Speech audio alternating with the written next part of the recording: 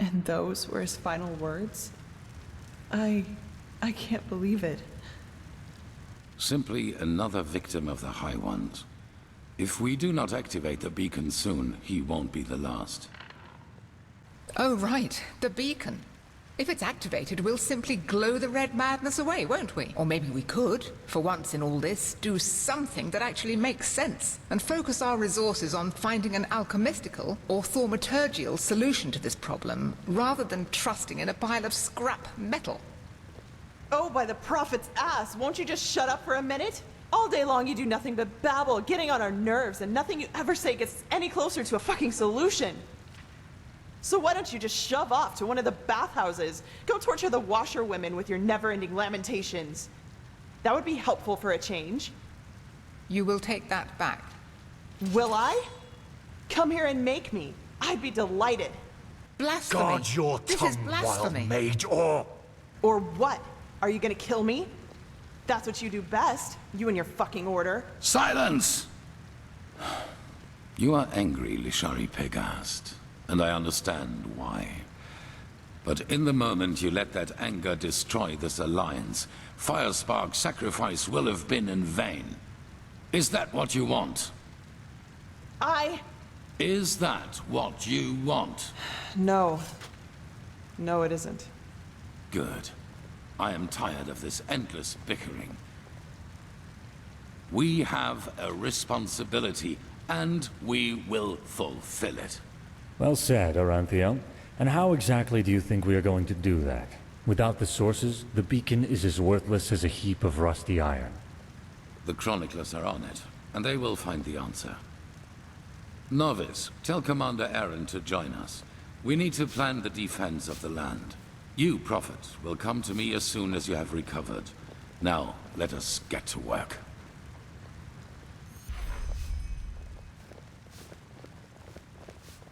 Please, Tilor. Jorik is right. A war with Nerim? This is madness. I know that it is going to be tough, but we have no choice. The beacon is all that we have. Yes, the beacon. The beacon. The beacon. We don't even know what this thing does, let alone if it will work. If you start a war only because of that damned machine, it means putting the lives of thousands at risk, only because of some vague idea. This is ludicrous, Tila. It's entirely irrational. The man I knew would never have acted like this. Yes, because that man is dead. I've made decisions driven by fear and selfishness before, and they were always wrong. I will not let that happen again. Seriously, Natara, stop acting as if this were about reason. You're just afraid of making sacrifices for what you believe in. You always were. Sacrifices? This is about your damn pride, Tilor. Nothing else.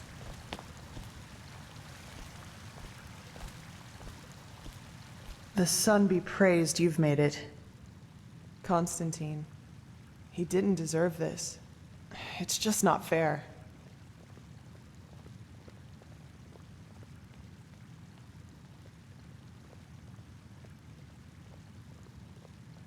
Then none of us are strong enough. Yeah, Constantine wasn't exactly the most approachable fellow, but he was a damn skilled mage. I have to talk to you as soon as possible. It's about the seal in that letter we found on the mercenaries in Old Rashengrad. I believe I'm onto something. Their client is from Enderal. From Ark, to be more precise. Let's not talk here, though. Meet me in the Dancing Nomad. I'll be in the first room upstairs, right at the end of the staircase. And hurry. Well, why do you think? Come to the Dancing Nomad after you've spoken with Arantheal. See you there.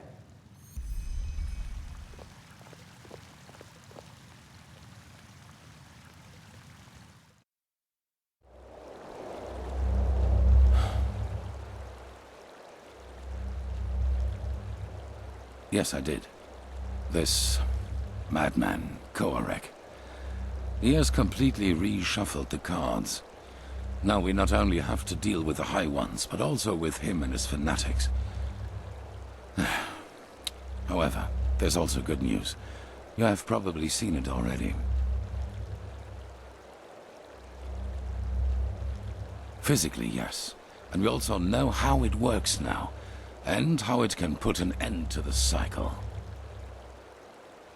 It is easier than we thought.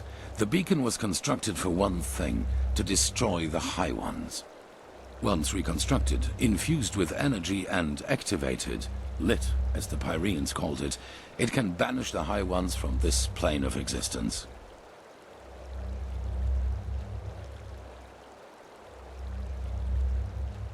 Immaterial, indeed. Essentially, they can be compared to the cold or to shadows. Omnipresent elements, yet we cannot touch them. Energy, if you will. However, there is a counterpart to each energy. Cold and fire, shadow and light. The High Ones and the beacon.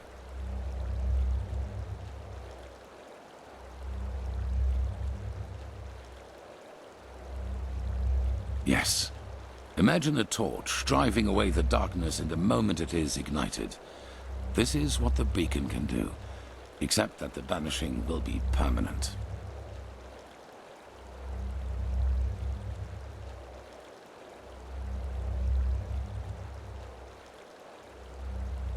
Yes, as I said, it needs to be infused with energy before it can be lit. I take it you have noticed the 3 sockets on its base. They are what it draws its power from.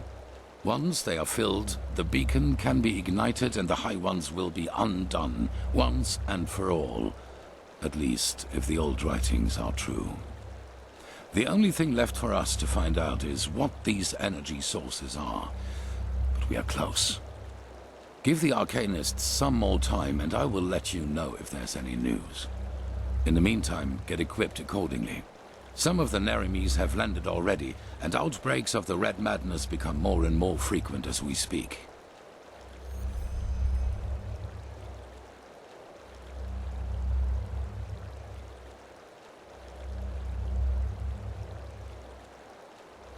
No, there are not enough, and we must keep the few there are in our possession, in case anything unexpected should happen. The only thing we can do to stop the madness is to destroy the High Ones as soon as possible.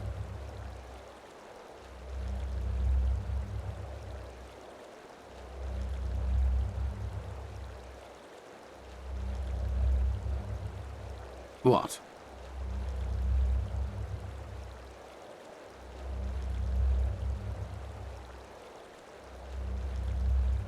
Really? That's interesting. Provided this is true, that means that the emissaries aren't just people who fight the cleansing. They are people who fight for it too. And that also means that whoever granted us our powers and our purpose isn't an enemy of the High Ones, but a neutral party.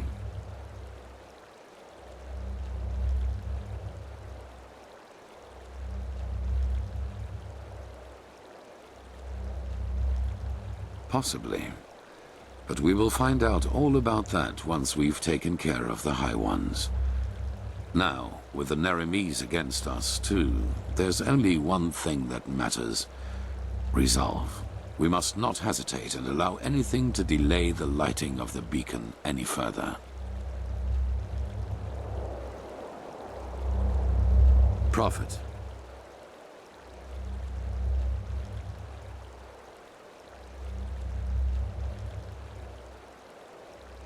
Well, it's only fair to tell you. You've always been honest to me, so I will do the same. Have you ever heard of the Night of the Thousand Fires? Between 8,192 and 8,202, there was an underground movement in Kira called the Red Half Moon. They were brought into being by a group of intellectuals and philosophers who, under all the freedom of thought Saldrine granted them, started questioning the reign of the Golden Queen, and thus the Lightborn themselves.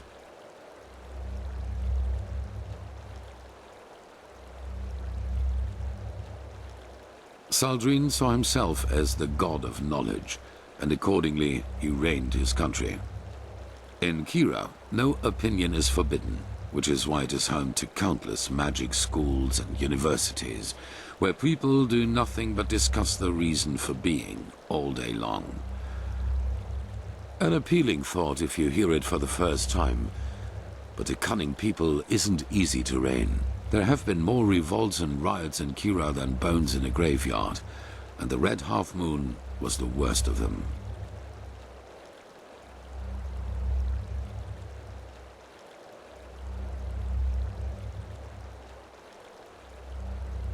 Correct, just as my son did. But other than him, they fought like cowards. Terror, dust crystals planted in the marketplaces, and assassinations, you name it. If they killed innocents, they blamed the Golden Queen, and if they killed her soldiers, they celebrated themselves as liberators. However, they never succeeded in putting her down, and neither did she in destroying them, which is why the court turned to the Lightborn for help.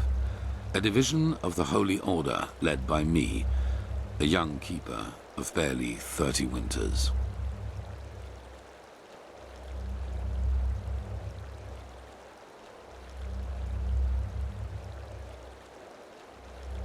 None to be taken seriously.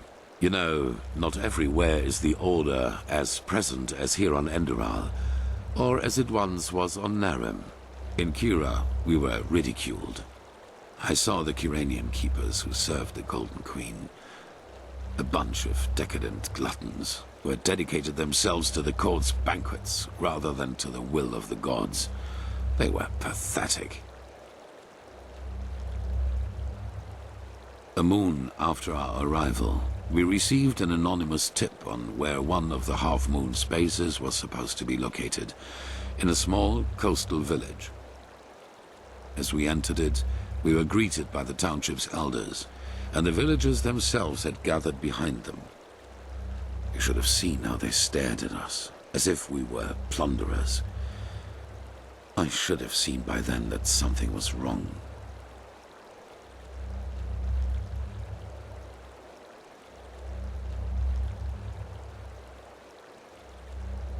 Yes, but if there was one thing the Red Half Moon was good at, it was sowing lies. According to them, we were nothing but butchers who executed everyone unable to recite the revelation word for word.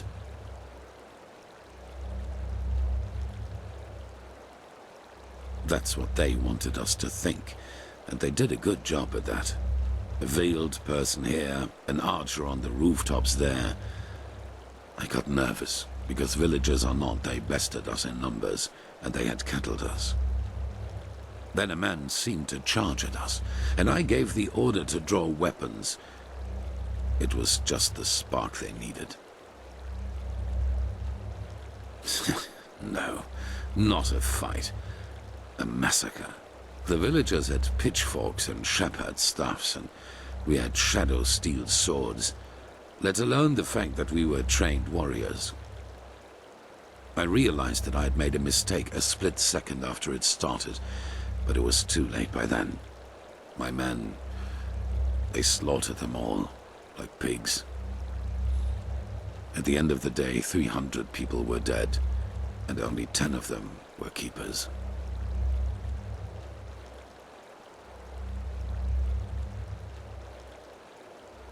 Have you ever been in a big battle? Even if my men would have stopped, the villagers were blinded with rage and panic. No. From the moment I gave the order, it was too late.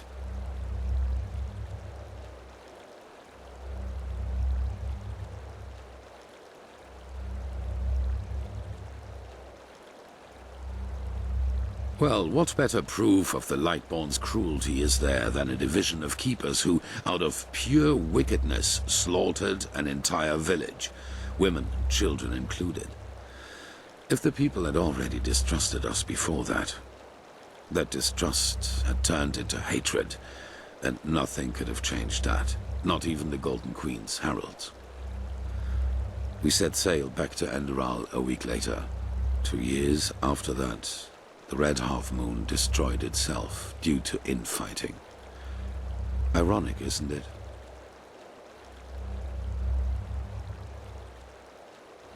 I should have, yes. The Lightborn and the Grandmaster back at that time showed the compassion I wouldn't grant myself. But I learned one thing, and that is that I will never again let fears about my own life influence my decisions. What happened in Kira was the consequence of my own cowardice, and my unwillingness to give my life for a just cause. That will never happen again.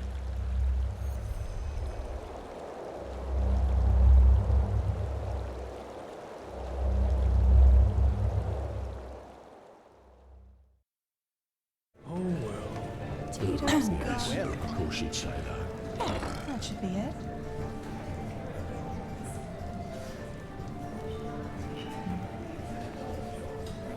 Prophet, are you in there? Kirash, what? Why? What have you done? Hard times these are. Hard times. Watch your tongue, Shari. Be glad that the blood is already dry, or else you'd be nothing but a pile of bones by now. Forgive me. I just can't believe it. Anyone but Lishari? Yes, I know, Nea. But she was a good woman. We both know that we're not involved in this, so please tell me why you and Lishari wanted to meet up here? Were the two of you close? It's been a while since there was a man at Lishari's side. So why?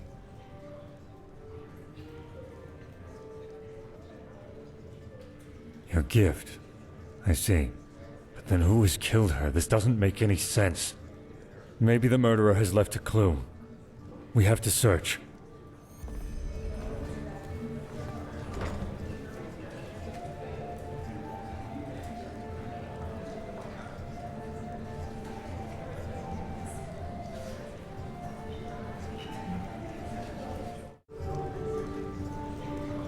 What's this? Let me see. Yes! This could be our clue. No, certainly not. But come to think about it, it doesn't really help us either. There are so many dust addicts in Ark, it would take years just to count them. Oh, by the name of the sun, I will inform the Order. No, it's not. Believe me. We will find this son of a whore, and he is going to pay for what he did.